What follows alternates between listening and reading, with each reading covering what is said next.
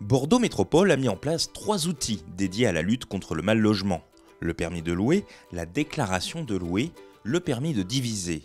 Ces mesures s'appliquent dans certains quartiers de la métropole, ceux qui présentent une concentration de logements dégradés. Focus et explications sur le permis de louer.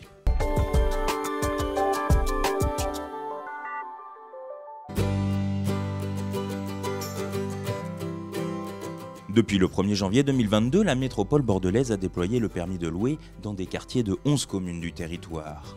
Ce dispositif concerne 22 000 logements. Le permis de louer vise à identifier tout risque dans le logement pour le locataire. Donc on a d'une part la protection des locataires quand ils seront dans les lieux. On veut aussi éviter que les logements vraiment les plus dégradés soient mis en location et on contribue à lutter contre les marchands de sommeil.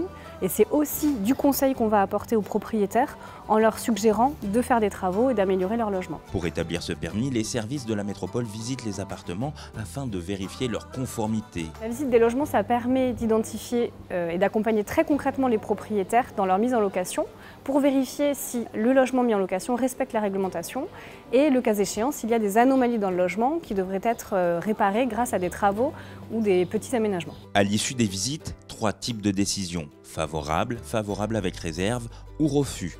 Ce propriétaire n'est pas contre cette démarche si elle peut lutter contre les marchands de sommeil. Si ça peut améliorer la situation des gens, c'est bien. J'ai rempli un formulaire sur le site de la métropole et ensuite j'ai eu une dame qui est rentrée en contact avec moi. Et ensuite on a visité, on a fait faire les diagnostics. Et on a envoyé le dossier et sous un mois, on avait la réponse. En 20 mois, 2930 permis de louer ont été instruits sur la métropole bordelaise. Les 3/4 ont reçu une réponse favorable, près d'un quart des dossiers sont suivis de préconisations permettant d'améliorer la qualité des logements, seulement 4% ont été rejetés.